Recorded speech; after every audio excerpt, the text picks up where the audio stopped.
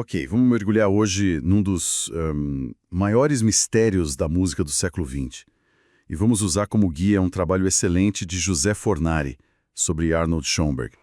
A questão é a seguinte: Schoenberg, que foi uma figura, assim, monumental, ele estava convencido de que a sua música atonal, a sua grande revolução, um dia seria, sei lá, assobiada nas ruas como Mozart. Ele realmente acreditava nisso. Mas, bom, cá estamos, mais de um século depois, e isso claramente não aconteceu, né? A nossa missão hoje é entender o porquê. Por que uma ideia tão poderosa na teoria continua sendo um desafio tão grande para os nossos ouvidos? É uma pergunta fantástica. E para respondê-la, a gente precisa voltar no tempo. Imagina a Viena do início do século XX. O clima era de fim de uma era. O sistema tonal, que foi a base de tudo por uns 300 anos, já estava, esgotado. Compositores como Wagner ou Liszt, eles já estavam esticando o elástico ao máximo, explorando harmonias super instáveis. O modernismo chegou assim chutando a porta, com obras que na época soavam como uma agressão, tipo A Sagração da Primavera, de Stravinsky, ou o Pierrot Lunaire, do próprio Schoenberg. Era uma ruptura. Total. E nesse epicentro, em Viena, a gente tem duas figuras centrais com ideias completamente opostas: Heinrich Schenker e o nosso protagonista, Arnold Schoenberg. Exatamente. Duas visões de mundo. Schenker era um elitista convicto. Ele acreditava que a música e também a sociedade tinham uma hierarquia muito rígida. Para ele, as grandes obras tonais tinham uma estrutura fundamental, que ele chamava de Ursatz. Era quase uma busca espiritual pela essência da música. E na visão dele, as massas, o povo, simplesmente não tinham a alma e o gênio para entender essa profundidade. Quer dizer, a grande música era para poucos, para uma elite. Exato. E o Schoenberg? Schoenberg era um oposto completo. A visão dele era democrática, era igualitária. Ele genuinamente achava que não estava criando algo para poucos. Ele via a música dele como o próximo passo lógico na evolução da música, algo que todo mundo eventualmente iria compreender. Ele chegou a escrever que o ouvido humano já estava se acostumando com as dissonâncias. Era só uma questão de tempo. Ok, então ele tinha essa visão igualitária para as notas. Mas como ele colocou isso em prática? Como funciona essa técnica dodecafônica sem parecer só um monte de sons aleatórios? A ideia é radicalmente simples e complexa ao mesmo tempo. Pensa no sistema tonal como o nosso sistema solar, né? Tem uma nota central, a tônica, que é o Sol. Todas as outras giram em torno dela. É o nosso lar musical. Schoenberg aboliu isso. Sem Sol? Sem Sol. No dodecafonismo, todas as 12 notas da escala cromática teriam direitos iguais.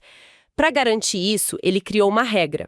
Ao compor, você organiza as 12 notas numa sequência, uma série. E nenhuma nota pode ser repetida até que todas as outras 11 tenham sido tocadas. É uma forma de forçar o compositor a não cair na tentação de criar um centro, um novo sol. Entendi. Mas, peraí. Por que criar um sistema tão rígido para alcançar liberdade?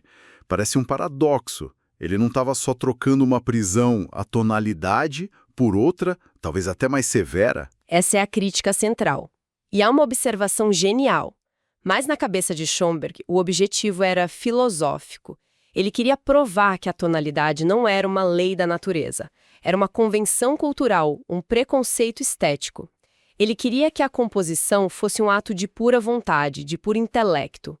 Tem uma frase dele que é perfeita. Ele diz: "Ao diabo com todas essas teorias, se elas servem sempre apenas para bloquear a evolução da arte." Ele estava quebrando correntes, né? E claro, uma quebra tão violenta não passou batida. Um dos maiores pensadores da época, o Theodor Adorno, que era um grande admirador de Schoenberg, também tinha algumas ressalvas, certo? Muitas, e aqui a conversa fica ainda mais interessante. Adorno, que era da escola de Frankfurt, via a música de Schoenberg como a trilha sonora perfeita para a sociedade industrial. Fragmentada, alienada. Para ele, era a música verdadeira daquele tempo. Mas, ao mesmo tempo, ele tinha um medo enorme. Medo de quê, exatamente? Adorno temia que o método, a técnica, se tornasse mais importante que a própria música. Ele argumentou que essa busca por um sistema perfeito corria o risco de substituir a unidade substancial da obra de arte por um rigor de cálculo. Ok, essa crítica é pesada. Quando ele fala em reificação, que é um termo bem acadêmico, o que ele quer dizer na prática? Que a música vira uma espécie de planilha, perdendo alma? É uma analogia perfeita. O risco era exatamente esse. A busca pelo sistema viraria uma obsessão e o compositor estaria só, preenchendo as regras e não se expressando. A arte viraria um objeto, uma coisa, a tal reificação, em vez de uma experiência viva. O meio se tornaria a mensagem. Mas enquanto Adorno se preocupava com a rigidez do sistema, a tecnologia estava começando a explodir. Ia levar essa ideia de liberdade sonora para lugares que nem Schoenberg imaginou. Exatamente. A invenção da gravação em fita magnética foi uma revolução. De repente, os compositores não precisavam mais de partituras.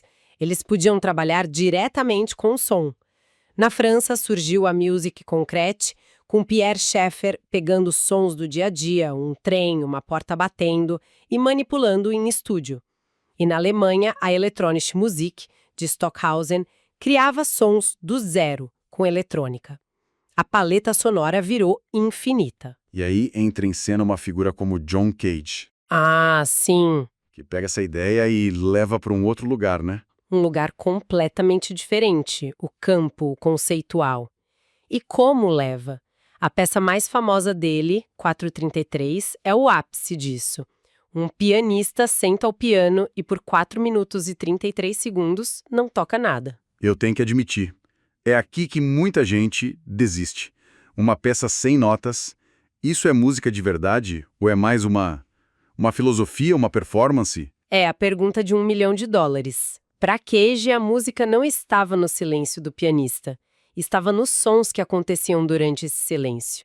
A tosse de alguém na plateia, o ar-condicionado, um barulho da rua. Era um convite para redefinir o que é música. E o artigo do Fornari faz uma conexão brilhante disso com a filosofia de Kant, sobre a diferença entre o belo e o sublime. O belo e o sublime. Belo é o que a gente entende, o que é harmônico, que nos agrada. O sublime é aquilo que nos ultrapassa, que é tão vasto que nossa mente não processa. Muita da música pós-tonal não busca a beleza. Ela busca essa experiência do sublime, de confrontar algo que está além da nossa compreensão imediata.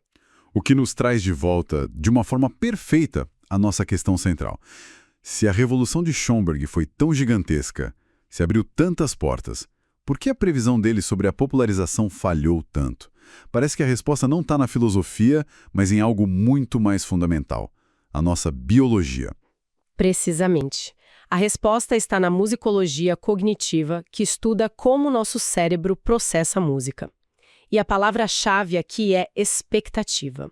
Um musicólogo chamado Leonard B. Meyer, lá nos anos 50, sacou que a emoção que sentimos na música tonal vem de um jogo constante de prever o que vem em seguida. Então, é como a música Parabéns pra Você. A gente sabe exatamente a nota que vem no final de muitos anos de... Se alguém cantasse a nota errada ali, nosso cérebro sentiria um tranco. A emoção vem desse jogo. Perfeito. É o exemplo ideal. E a genialidade de um compositor como Mozart ou os Beatles está justamente em brincar com essa previsão. Eles criam uma tensão e depois resolvem de um jeito satisfatório. O pesquisador David Huron formalizou isso num modelo chamado ITPRA. Basicamente, nosso cérebro é uma máquina de fazer previsões. E ele nos recompensa com prazer quando acertamos ou quando somos surpreendidos de uma forma segura. A música tonal é o playground perfeito para esse jogo. E aqui está o pulo do gato. É exatamente nesse playground que a música de Schoenberg se recusa a brincar. Exatamente. Ao abolir a hierarquia tonal, ao dar direitos iguais a todas as notas, a música serial e as que vieram depois, elas removem as pistas que o cérebro da maioria das pessoas usa para construir expectativas. A música se torna autorreferencial. Não tem mais um norte. Para quem não tem treinamento, Elas se tornam o que o artigo chama de uma verdadeira incógnita sonora. Não há um mapa. E essa falta de mapa, essa imprevisibilidade total, gera ansiedade. O que explica por que esse tipo de som funciona tão bem em filmes de terror, certo? Sem dúvida.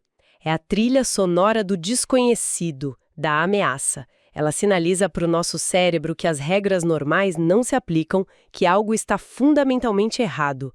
Perfeito para um filme de suspense, mas não para a playlist do dia a dia da maioria das pessoas. Então, a gente tem um paradoxo aqui. A liberdade total que Schoenberg buscou na composição é exatamente o que a biologia do nosso cérebro não consegue processar direito. É esse o paradoxo fascinante. Schoenberg arrombou a porta. Ele disse que a música não precisava mais seguir supostas regras da natureza. E isso abriu um campo de exploração sonora incrível. Mas essa liberdade absoluta bateu de frente com os mecanismos mentais de previsão e recompensa que governam a nossa percepção musical. E essa influência chegou até no Brasil, certo? No tropicalismo. Exatamente, através do maestro Rogério do Prati. Ele era o arranjador dos Mutantes, de Gil, de Caetano. Ele tinha estudado com a vanguarda europeia e trouxe essas ideias para cá. Ele usou colagem de sons, harmonias inesperadas, ruídos, para criar aquela sonoridade psicodélica do movimento. Era a vanguarda sendo usada para uma revolução cultural brasileira. Uau! Então, resumindo a história, o legado de Schoenberg é indiscutível para a liberdade criativa. Mas a neurociência explica por que a tonalidade continua reinando na cultura pop. Ela simplesmente fala a língua que o nosso cérebro entende, esse idioma de expectativa e recompensa. O artigo do Fornari termina com uma analogia que eu acho perfeita. Ele diz que a apreciação da música atonal exige aculturamento. É como o paladar de uma criança. Instintivamente, a gente prefere o doce. Com o tempo, aprendemos a gostar de sabores complexos, amargos, como um café forte ou um chocolate amargo. A música atonal é esse sabor adquirido. É um convite para desenvolvermos novas formas de ouvir. O que deixa uma última reflexão no ar. Se a emoção na música que a gente mais ouve vem desse jogo de adivinhação e surpresa, dentro de um sistema que conhecemos, que tipo de experiência uma música que se recusa a jogar esse jogo nos oferece? Talvez não seja emoção no sentido tradicional. Talvez o que ela nos ofereça seja a pura percepção da textura do som, o desafio intelectual. Ou, voltando a Kant, aquela experiência do sublime, que acontece justamente quando encaramos algo que não conseguimos entender de primeira.